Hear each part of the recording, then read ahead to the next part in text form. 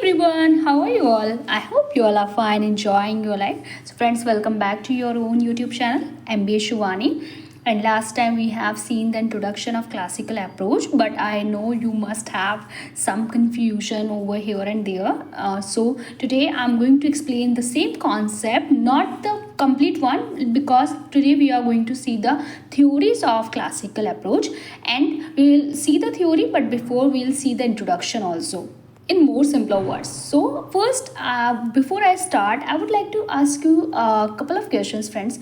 When you listen to this word, when you hear this word classical, what comes in your mind? What does it mean? Yeah, you can take your time and response me in the comment section. Yeah, classical means old, traditional और the earliest accepted way of doing something. मतलब पुराना हो, कुछ भी थोड़ा ऐसा होता है ना, ओल्ड हो, उसी को क्या बोलते हैं हम? क्लासिकल. जैसे क्लासिकल म्यूजिक होता है, डांस होता है, ऐसे ही सिमिलरली क्लासिकल मैनेजमेंट है जो कि the oldest and first management approach है. क्लासिकल मैनेजमेंट जो अप्रोच थी वो सबसे ओल्डेस्ट और फर्स्ट मैनेजमेंट अप्रोच थी. तो हमें ये तो क्लियर हुआ कि क्लासिकल जो मैनेजमेंट अप्रोच थी that was the oldest approach of management. It was developed. कब ये डेवलप्ड हुई? During the industrial revolution. जब इंडस्ट्रियों का रिवोल्यूशन हो रहा था, इंडस्ट्रिया बढ़ रही थी, ग्रो कर रही थी, when factories were growing rapidly and managers क्या चाहते होंगे उस टाइम जब फैक्ट्रियाज बढ़ रही थी, एम्प्लॉयज़ बढ़ रहे थे, नंबर ऑफ एम्प्लॉयज़ बहुत ज़्यादा थे. Manager wanted to increase efficiency and productivity. Managers चाहते थे कि क्या बढ़ जाए? प्रोडक्टिविटी बढ़ जाए, एफिशिएंसी बढ़ जाए. बट इसकी नीड पड़ी ही क्यों? देखते हैं. अब एग्जाम्पल से समझो यहाँ पे ना. Please listen to me very very carefully friends. I want you to pay all your attention. If you are even using your phone, if you are paying attention over here and there, just give me 10 minutes and this whole concept will gonna be clear. First we are you can say understanding this concept by an example and then we'll read the theory part.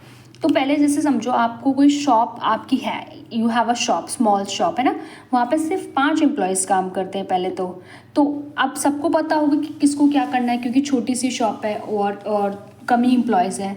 अब suppose करो कि आपका business बहुत successful बनता है by that time, थोड़े time के बाद आप बहुत सक्सेसफुल हो रहे हैं, बिजनेस ग्रो कर रहा है आपका. अब आपके इंस्टेड ऑफ 5 एम्प्लॉयज़ अब आपके पास हो गए नंबर ऑफ वर्कर्स 500. अब बताओ यहाँ पे क्या प्रॉब्लम होगी अगर 500 वर्कर हो गए? कुछ प्रॉब्लम्स आ सकते हैं सडनली, जैसे कि nobody knows who should do which work. किसी को नहीं पता कि कौन सा काम करना है. Workers waste their time, workers time waste कर सकते हैं. एवरीवन कुछ लोग डिफरेंटली काम करेंगे. प्रोडक्शन बिकम स्लो, प्रोडक्शन धीरे हो जाएगा क्योंकि 500 लोग थे, कहाँ 5 वर्कर्स को मैनेज करना ईजी था, 500 वर्कर्स एकदम से हो गए, है ना. फिर कन्फ्यूजन इंक्रीज होगा, कॉस्ट इंक्रीज हो सकती है. तो अब इसमें हम क्या कर सकते हैं? हम क्या करेंगे? एज अ हमें ओनर समझना है, एज अ बिजनेस पर्सन समझना है, बिजनेस मैन होकर के हम इसमें क्या करेंगे? हम रूल्स क्रिएट करेंगे, हम डिपार्टमेंट्स वाइज सेंट्रलाइज करेंगे, डिसेंट्रलाइज करेंगे अथॉरिटी को, मैनेजर्स करेंगे, मैनेजर्स बना देंगे ताकि वो हर डिपार्टमेंट को क्रूशली सुपरवाइज कर सके. प्रॉपर प्लानिंग करेंगे, डिवीजन ऑफ वर्क कर देंगे. सो यही जो प्रॉब्लम थी ना, जो 5 से 500 हुए और इंडस्ट्री हमारी रिवोल्यूट हुई, बड़ी ग्रोइंग इंडस्ट्री बनी, यहीं से किसका जन्म हुआ, किसको बर्थ मिला? Classical approach. क्योंकि जो फर्स्ट अप्रोच आई थी, the oldest one, that was the classical approach. तो अब आपको समझ में तो आया होगा. अब थोड़ा सा थ्योरी स्टार्ट करते हैं, फटाफट से इसको समझते हैं. ऑल्दो एग्जाम्पल से मैंने क्लियरली समझाने की कोशिश करी कि क्लासिकल अप्रोच बनी ही क्यों थी, आई कब थी, क्या रीज़न था. ठीक है, अब समझते हैं. The classical approach is the oldest approach of management. Oldest approach थी, हमने पहले ही देखा. It was developed during industrial revolution. Industrial revolution के टाइम बड़ी थी जब इंडस्ट्री तब हुई थी. Where factories were growing rapidly and managers wanted to increase what? Efficiency and productivity. Yes, believes that employees are mainly motivated. ये believe इसने classical approach ने क्या बिलीव मान लिया कि एम्प्लॉयज़ जो मोटिवेट होते हैं वो किससे होते हैं? देयर फिजिकल नीड्स से, जैसे कि earning money to support themselves and their families. And adding according to this theory, इन्होंने मान लिया कि एम्प्लॉयज़ है ना जो बेसिक नीड्स से अपने मोटिवेट हो जाते हैं ताकि वो पैसा अर्न करें और अपनी फैमिलीज को सपोर्ट कर दे. बस इस थ्योरी में माना money is the strongest motivator for employees, कि मनी ही है ऐसा स्ट्रॉन्गेस्ट मोटिवेटर जो एक एम्प्लॉय को मोटिवेट कर सकता है काम करने के लिए। Therefore organisations following this approach often provide financial rewards.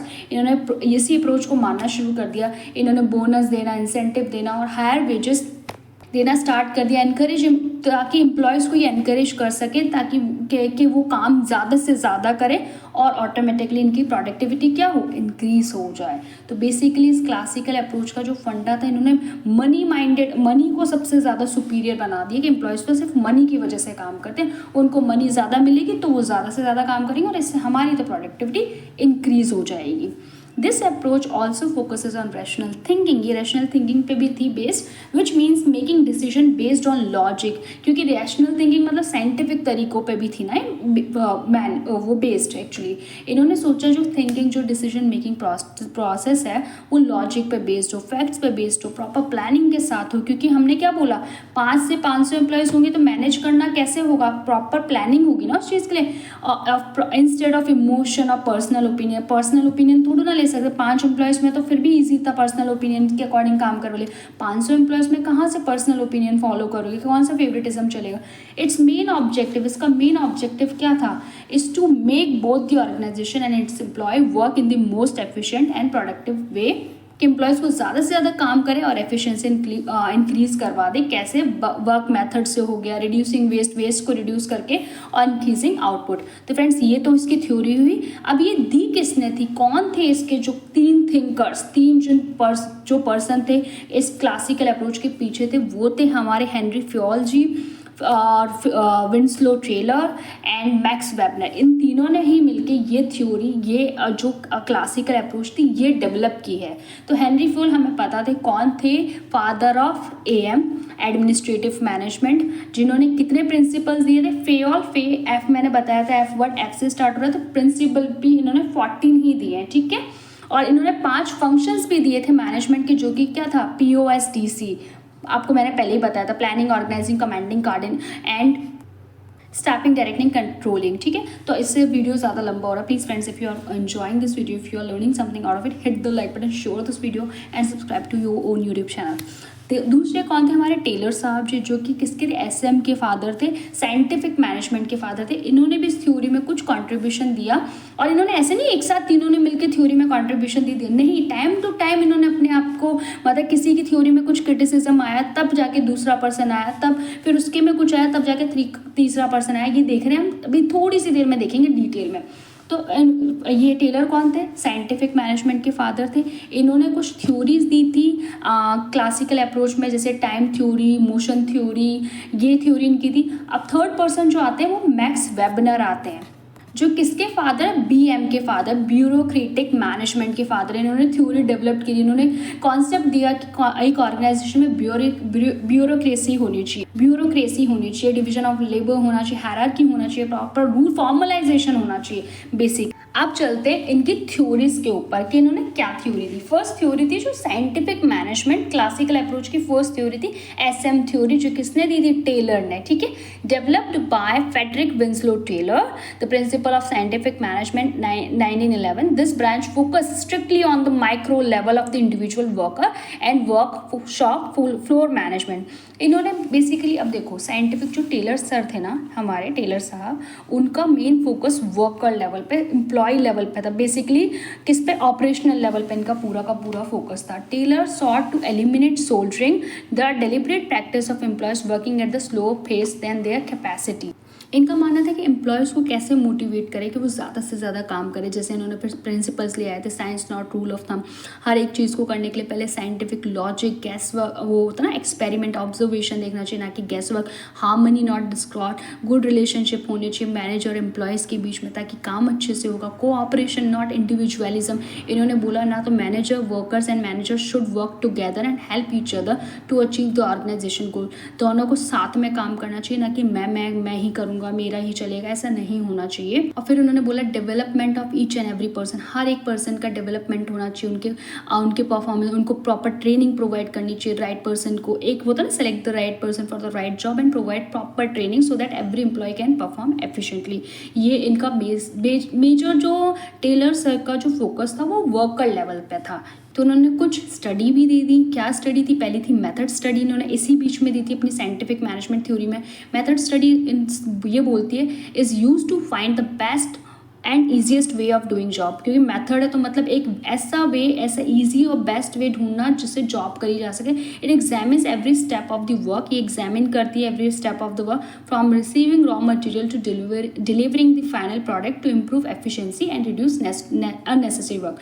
इन्होंने इस चीज़ पे फोकस किया कि कहाँ से तो रॉ मटेरियल आ रहा है और डिलीवरिंग फाइनल प्रोडक्ट, हर छोटी से लेके पूरी कंप्लीट चीज़ तक इन्होंने पूरा फोकस करा ताकि क्या हो जाए, प्रोडक्टिविटी इंक्रीज हो जाए, एफिशिएंसी इंक्रीज हो जाए और रिड्यूस जो है ना अननेसेसरी वर्क वो कम हो जाए। दूसरा इन्होंने मोशन स्टडी दी। मोशन स्टडी पे इन्होंने फोकस किया रिड्यूसिंग अननेसेसरी मूवमेंट्स, जो कि होते हैं ना अननेसेसरी मूवमेंट्स जो कि वर्कर्स के द्वारा होते हैं while performing a job. It help save time, reduce effort and increasing productivity by using essential movements. ठीक है, ये इनका दूसरी स्टडी थी वर्कर को लेकर के कि भाई टाइम वेस्ट होता है, इधर उधर घूमते रहते हैं, उस चीज़ पर भी इन्होंने स्टडी दी।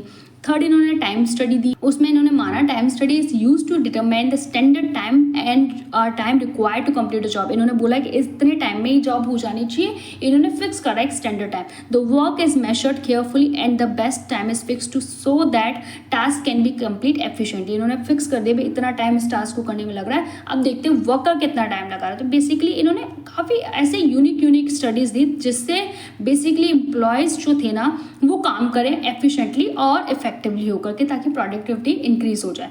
इन्होंने फोर्थ फटीग स्टडी भी दी लेजीनेस के ऊपर। Fatigue study aims to reduce workers physical and mental tiredness by providing suitable rest breaks. इन्होंने बोला कि जो भी अगर जो एम्प्लॉयज़ है वो लगातार काम करेगा तो वो ऑब्वियसली है फटीग फील करेगा, अलेजी फील करेगा। तो उन्होंने प्रॉपर एक होता है ना स्टडी करी जिससे फिजिकल और मेंटल टायर्डनेस को दूर करा जा सके ताकि उस एम्प्लॉय को ब्रेक दे सके। It helps employees regain energy, ताकि एम्प्लॉय की एनर्जी रीगेन हो जाए, वो काम और अच्छे से करने लगे। तो हमारे टेलर सर ने सोचा अगर वर्कर काम अच्छे से करने लगेगा तो पूरा ऑर्गेनाइजेशन काम अच्छे से करने लगेगा। नहीं, इसमें कोई क्रिटिसिज्म आए, कुछ लोगों ने बोला नहीं ये सही नहीं जा रहा है। कैसे? अनएम्प्लॉयमेंट बढ़ गया, मशीन्स एंड इम्प्रूव्ड मेथड्स में reduce the needs for worker, क्योंकि इन्होंने मशीन पे फोकस करा, मशीन ही सारा काम करे, तो इससे एम्प्लॉयज़ का जो था वो नीड ऑफ वर्कर कम हो गई। Exploitation, worker may work harder but they do not have receive higher wages according to their increase productivity. काम तो कर रहे थे लोग बाग पर है ना, उनके अकॉर्डिंग उनको लग रहा था कि हायर वेजेस मिलनी चाहिए लेकिन वो नहीं मिल रही थी, इसलिए एक्सप्लॉयटेशन हुआ। इस थ्योरी में माना एम्प्लॉयज़ ने। मोनोटनी हो गई, doing the same work, bar bar same काम करते करते एम्प्लॉयज़ बोर हो जाते हैं, सही बात है। Next is weakening the of trade unions, since everything is fixed by management, her cheese management ने फिक्स कर दी तो ट्रेड यूनियंस को इन सबको नेगोशिएशन के लिए चांस ही नहीं मिला। Over speeding, workers have to work very fast to meet the fix targets which can affect their health, क्योंकि इन्होंने क्या माना टेलर ने कि एक ना प्रॉपर इन्होंने करी थी ना टाइम स्टडी, तो इसलिए ओवर स्पीडिंग एक्सपेंसिव थी। SM requires high investment in training, planning and new system, making it costly, क्योंकि साइंटिफिक तरीके से कुछ भी काम होगा तो एक्सपेंसिव होगा, टाइम कंज्यूमिंग थी ये थ्योरी। It takes a lot of time to introduce SM because work methods, training and system need to be changed. तो बेसिकली इसलिए टेलर की जो थ्योरी थी वो इतनी ही चली, इनकी एसएम थ्योरी, कि भाई लोगों ने बोला कि इसमें ऐसा ऐसा कुछ हो रहा है और ये हम नहीं करेंगे। फिर कौन आते हैं? हेनरी फ्यूल, हम फादर ऑफ एडमिनिस्ट्रेटिव मैनेजमेंट, ये आते हैं पिक्चर में। और इन्होंने अपना फोकस माइक्रो लेवल से, जो क्योंकि टेलर माइक्रो लेवल पे, ऑपरेशनल लेवल पे फोकस कर रहे थे, सिर्फ वर्कर पर, इसलिए इन्होंने देखा फ्यूल ने कि यार इन्होंने तो पूरा वर्कर पे फोकस कर लिया और कुछ हुआ नहीं, तो अब मैं फोकस करके देखता हूँ किस पे, मैनेजर लेवल पे। तो इनका main focus on the macro level of the entire organisation and the role of managers, इन्होंने मैनेजर्स को पकड़ लिया। Fayol believe that effective management depends on universal principles that can be applied to all type of organisation. इन्होंने बोला जो effective management है ना, ये तो डिपेंड करता है कि इसमें यूनिवर्सल प्रिंसिपल होने चाहिए इसके, ताकि क्या है और हर ऑर्गेनाइजेशन पे अप्लाई कर दो। ये इन्होंने माना कि मैनेजर्स को लेकर इन्होंने बेसिकली मैनेजर्स पे वर्क किया और उसी पे इन्होंने अपने 5 प्लान्स दे दिए। फंक्शंस ऑफ मैनेजमेंट जो कि हमने पढ़ी थी, POSDC, planning, organising, staffing, directing, controlling. Even इन्होंने क्या दिया, 14 principles of management to improve administrative efficiency, coordination and overall organisation performance. इन्होंने 5 फंक्शंस तो दिए मैनेजमेंट के, ऊपर से इन्होंने 14 प्रिंसिपल्स भी दिए मैनेजमेंट के, जिसमें इन्होंने माना कि एफिशिएंसी इंप्रूव हो जाए, कोऑर्डिनेशन हो जाए एम्प्लॉयज और मैनेजर के भी, और ओवरऑल ऑर्गेनाइजेशनल के गोल अचीव हो, परफॉर्मेंस बढ़ जाए। लेकिन अब इनके मैनेजर्स पे भी फोकस करने से कुछ नहीं हुआ, क्योंकि पहले टेलर सर ने वर्कर पे फोकस करा, वहाँ थोड़ा बहुत वो हो गए, क्रिटिसिज्म आ गए। फ्यूल के भी कुछ क्रिटिसिज्म आए, देखते हैं फटाफट क्या क्रिटिसिज्म थे। टू फॉर्मल, क्यों फॉर्मल थी? Too formal, the theory is very formal and does not consider real life situation. Real life situation को उसने कंसिडर ही नहीं करा, बिकॉज मैनेजमेंट लेवल पे थी ना। टू फॉर्मल, बहुत ज़्यादा फॉर्मलाइजेशन हो गया। वेग, नेक्स्ट इज वेग थी, some principles are not explain clearly, कुछ प्रिंसिपल्स तो एक्सप्लेन ही नहीं थे क्लियरली, इसलिए फ्यूल की थ्योरी को थोड़ा सा वेग बता दिया गया। इनकंसिस्टेंसी, इसमें इनकंसिस्टेंसी थी, देखते हैं कैसे। Some principles contradict each other and are difficult to apply together, कुछ प्रिंसिपल्स जो थे कॉन्ट्राडिक्ट कर रहे थे आपस में और उनको अप्लाई करना भी डिफिकल्ट था। मैनेजमेंट ओरिएंटेड, इन्होंने, मैंने पहले कहा था टेलर सर की तो वर्कर ओरिएंटेड थी, इनकी मैनेजमेंट ओरिएंटेड थी। It focuses more on manager rather than employees. इन्होंने बेसिकली पूरा फोकस किस पे लगा दिया, मैनेजर ही है सब कुछ, मैनेजर ही बताएगा, मैनेजर ही फॉलो करेगा। तो जब सारी चीज़ ही मैनेजर करेगा तो ऑर्गेनाइजेशन में फॉर्मलाइजेशन ही तो होगा, इनफॉर्मलाइजेशन तो कहाँ से रहेगा। इसलिए वेग थी, इनकंसिस्टेंट थी, मैनेजमेंट ओरिएंटेड थी। ओल्ड थियोरी, ये कैसे ओल्ड थी? It was suitable for the past but it is less effective in today's changing business environment. ये पास्ट में तो अच्छी थी, पर आज के सिनेरियो को देख के ये ओल्ड है, कंप्लीटली ओल्ड थ्योरी है। Next is ignored organisational structure, इसने इग्नोर कर दिया ऑर्गेनाइजेशनल स्ट्रक्चर को, हायरार्की को तो बिल्कुल। It did not explain the organisational structure in detail.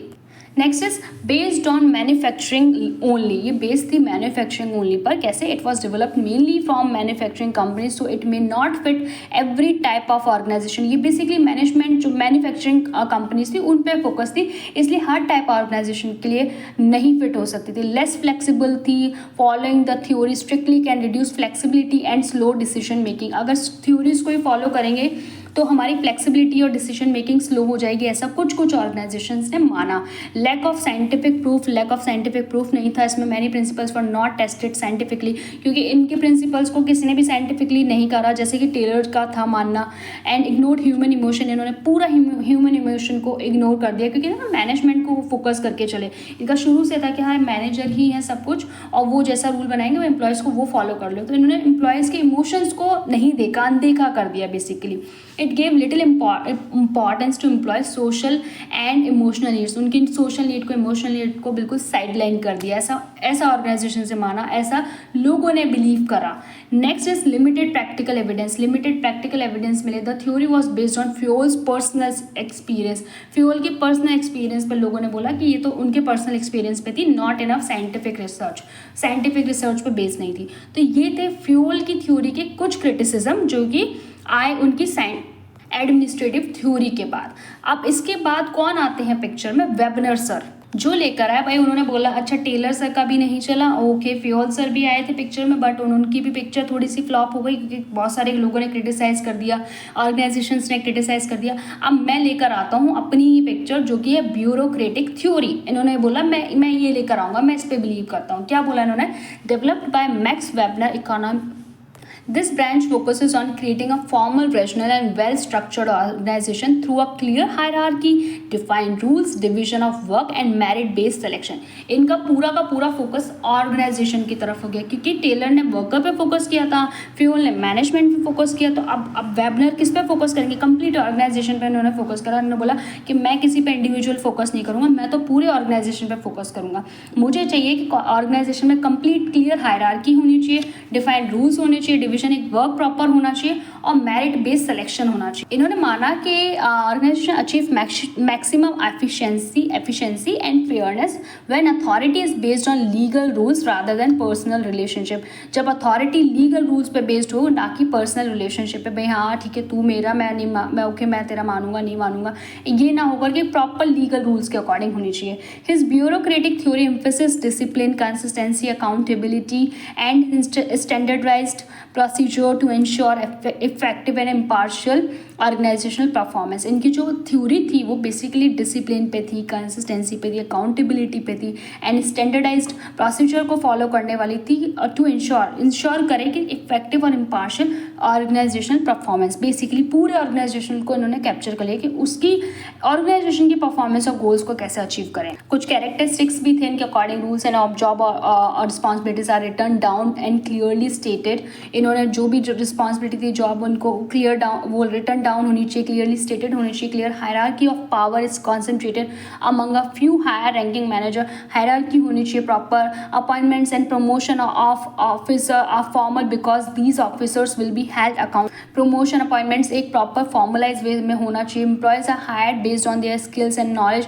Employees को हायर करो उनकी स्किल्स और नॉलेज में, नॉट बिकॉज ऑफ फेवरेटिज्म और लक। इन्होंने बोला यार कोई फेवरेटिज्म नहीं चलेगा यहाँ पे और लक भी नहीं चलेगा। उनको एम्प्लॉयज को जॉब मिलेगी स्किल और नॉलेज पे है तो भैया लो जॉब, नहीं है तो नहीं मिलेगी, tata bye bye. Salaries are tiered or to pay a grade system. Salaries को इन्होंने ग्रेड सिस्टम के अकॉर्डिंग देना चालू कर दिया। Bureaucracies are unable or unwilling to adapt changing condition quickly. इन्होंने बोल दिया माइक्रो मैनेजिंग इज कॉमन। तो इन्होंने सब कुछ बोल दिया कॉमन है, मैं तो पूरे ऑर्गेनाइजेशन में फोकस करके चलूंगा। अब इनकी भी कुछ क्रिटिसिज्म आ गए क्योंकि अब ये ज़्यादा ऑर्गेनाइजेशन पे फोकस करे थे तो कुछ लोगों ने इसको भी क्रिटिसाइज कर दिया। बोला रे यार टू मैनी रूल्स है यहाँ पे, तो बहुत ज़्यादा ही रूल्स आ गए। It gives too much importance to rules and regulation making work less flexible. ज़्यादा रूल्स आएंगे तो वर्क जो होगा वो लेस फ्लेक्सिबल हो जाएगा। पहले फ्लेक्सिबिलिटी थी, अब बिल्कुल फ्लेक्सिबल नहीं रहा, इतने सारे रूल्स आ गए। स्लो डिसीजन मेकिंग हो गई। Decision take a long time because many formal procedure must be followed. Decision लेने में टाइम लग जाता था क्योंकि इतना लंबा चौड़ा प्रोसीजर इन्होंने बोल दिया कि ये होगा, रूल्स इतने सारे दे दिए तो इनकी वो डिसीजन मेकिंग पावर स्लो हो गई। Poor communication and coordination. Poor communication हो गया कैसे? Too many rules and levels of authority make communication and coordination difficult. ज़्यादा अथॉरिटी लेवल इंक्रीज हो गए तो कहाँ एम्प्लॉयज़ जाएगा, कहाँ एम्प्लॉयज़ की बात कब तक पहुँचेगी, कब तक नहीं पहुँचेगी, पूरा डिले हो गया। कोई कोऑर्डिनेशन नहीं है। अगर एम्प्लॉय बोल रहा है मैनेजर की हेल्प चाहिए तो मैनेजर अपने रूल्स में इतना इन्वॉल्व हो रहे हैं कि टाइम ही नहीं मिल रहा। तो इनकी थ्योरी के बाद ये हो गया भाई पुअर कम्युनिकेशन एंड कोऑर्डिनेशन है। कुछ लोगों ने तो ये भी मान लिया कि time and money wasted, excessive paper work and management level waste time effort and money. कि भाई एक्सेसिव पेपर वर्क था, नहीं बहुत टाइम वेस्ट है भैया, मनी वेस्ट हो गया। Not suitable for business organisation के पर्पज से तो बिल्कुल सुटेबल नहीं थी। और फिर focuses on qualification, only on qualification, क्योंकि उन्होंने बोला ना कि स्किल्स और बेस्ड स्किल एबिलिटीज़ के अकॉर्डिंग ही होना चाहिए एम्प्लॉयज़ की हायरिंग और प्रमोशंस वगैरह। Promotion and transfer depend mainly on technical qualification while employees dedication and hard work are often ignored. Employees का हार्डवर्क और डेडिकेशन तो इग्नोर है, भैया जाओ बाहर चूल्हे में, हमें तुम्हारे हार्डवर्क से मतलब नहीं, हमें तुम्हारी क्वालिफिकेशन से मतलब है कि तुम हो भी क्वालिफाइड या नहीं हो। ये इनकी थ्योरी में था, लोगों ने इसको क्रिटिसाइज कर दिया बेसिकली। तो आफ्टर ऑल ये हमने देखा कि जो क्लासिकल अप्रोच थी उसमें बेसिकली किन किन लोगों ने मतलब वो थिंकर थे, बेसिकली किन किन लोगों ने अपना कंट्रीब्यूशन दिया। पहले आप मुझे कमेंट सेक्शन में बताएंगे, फिर मैं बताती हूँ। लेट मी टेल यू, 3 जो थे मेजर जो थिंकर जो कंट्रीब्यूटर थे इस क्लासिकल अप्रोच में, वो थे हमारे Henri Fayol sir, Winslow Taylor sir and Max Weber. पहले हमारे टेलर सर आए जिन्होंने वर्कर पे फोकस करा कि वर्कर ही है सब कुछ, वर्कर लेवल पे फोकस करो, उनसे काम कराओ और एफिशिएंसी पे फोकस करो, प्रोडक्टिविटी पे फोकस करो। तो उन्होंने बेसिकली ह्यूमन इमोशंस को तो बिल्कुल साइडलाइन कर दिया और उनके जो भी उनके वो होता है ना personals work life balance that was completely lost. फिर हमारे हेनरी फ्यूल सर आए, उन्होंने बोला कि वर्कर तो ठीक है चलो उन पे तो फोकस हो ही रहा है, अब मैनेजमेंट पे भी फोकस करा जाए ताकि एक प्रॉपर है ना वो होता ना हायरार्की बेस्ड काम हो सके, सबको पता हो किसको क्या करना है किसको क्या नहीं करना, एक कमांड ऑफ चेन होनी चाहिए, यूनिटी ऑफ डायरेक्शन होनी चाहिए, स्केलर चेन होनी चाहिए। इनके 14 प्रिंसिपल्स जो 14 प्रिंसिपल्स थे। फिर इन्होंने मैनेजमेंट पे पूरा अपना फोकस कर लिया, कंप्लीटली उस तरफ डाइवर्ट हो गए। फिर एट दी एंड कौन आते हैं? अब ये मैक्स वेबनर, इनका ये क्यों आए पिक्चर में? क्योंकि ये दोनों तो बेसिकली इन्होंने फोकस किया वर्कर पे, फिर फ्यूल ने मैनेजमेंट लेवल पे फोकस कर लिया। तो मैक्स वेबनर ने सोचा मैं पूरे ऑर्गेनाइजेशन को लेके चलूंगा अब तो इन्होंने ब्यूरोक्रेटिक मैनेजमेंट फॉलो किया जिसमें इन्होंने पूरे ऑर्गेनाइजेशन में रूल्स कर दिए कि भाई प्रॉपर हायरार्की हो, लेबर हायरार्की हो, फॉर्मल रूल्स होने चाहिए, मेरिट बेस्ड सिलेक्शन होना चाहिए, क्वालिफिकेशन बेस्ड। ऐसे नहीं कि किसी का फेवरेटिज्म नहीं चलेगा भैया, हम तो उसी को जॉब देंगे जो क्वालिफाइड है और जो प्रॉपर एबिलिटीज स्किल्स रखता है। तो इन तीनों ने बेसिकली इसकी वजह से जो अप्रोच आई बाद में वो न्यू क्लासिकल अप्रोच। क्यों आई न्यू क्लासिकल अप्रोच? बिकॉज इन्होंने इस जो पूरी ये थ्योरी थी क्लासिकल अप्रोच की, इसमें बेसिकली एम्प्लॉय जो इमोशंस थे, सोशल नीड्स थी, उनको तो बिल्कुल साइड लाइन कर दिया। इन्होंने पाना कि एम्प्लॉय सिर्फ मोटिवेट होते पैसा पैसा मनी को देख करके, है ना। इन्होंने ये नहीं माना कि मोटिवेशन नाम की चीज़ कोई होती है, रिलेशनशिप नाम की भी कोई चीज़ होती है, रिकग्निशन एप्रिसिएशन भी होता है, इन्होंने ये नहीं माना। इन्होंने बेसिकली इंसेंटिव, बोनस और मॉनेटरी टर्म्स को हाईलाइट करा और इमोशंस को तो बिल्कुल साइडलाइन कर दिया। नेक्स्ट इन्होंने कंसिडर करा employees as a economic beings only. Employees क्या है? इकोनॉमिक बींग्स हैं ओनली, उनसे काम करवा लो, that's it. Next is highly rigid and mechanical. इनकी जो थ्योरीज थी वो पूरी हाईली रिजिड थी, प्रिंसिपल बेस्ड थी तीनों की थ्योरी, और मैकेनिकल बेस्ड थी। मतलब एम्प्लॉयज़ का कुछ भी इसमें ये नहीं था कि ये होता ना आइडिया बेस्ड हो, फेवरेटिज्म बेस्ड हो, या फिर ऐसा कोई वो होता ना फ्लेक्सिबिलिटी हो, वो नहीं था। रिजिड थी इनकी थ्योरी, बेसिकली बिल्कुल स्ट्रक्चर्ड बेस्ड थी। नेक्स्ट इसमें जो था लेस एम्प्लॉय पार्टिसिपेशन। एम्प्लॉयज़ का पार्टिसिपेशन दूर दूर तक नहीं था, क्योंकि फर्स्ट वाले में वर्कर पे बेसिकली सिर्फ काम को लेके फोकस करवाया गया। फ्यूल सर ने फोकस किया वो मैनेजर लेवल पे, तो मैनेजर तो अपने ही रूल्स डिसाइड करेंगे और वो एम्प्लॉयज़ को मानने पड़ेंगे। थर्ड थे जो वेबिनर सर, उन्होंने पूरा ऑर्गेनाइजेशन को पूरा मान के चला कि प्रॉपर रूल्स होने चाहिए ऑर्गेनाइजेशन में, जो तो सबको फॉलो करने पड़ेंगे। तो इसमें एम्प्लॉयज़ का पार्टिसिपेशन कहीं नहीं रहा, क्योंकि जो डिसीजन मेकिंग थी वो पूरी टॉप लेवल मैनेजमेंट के पास थी। नेक्स्ट फाइनल जो था suitable mainly for stable environments. जो इनकी थ्योरीज थी वो स्टेबल एनवायरमेंट के लिए थ्योरी थी, सूटेबल थी।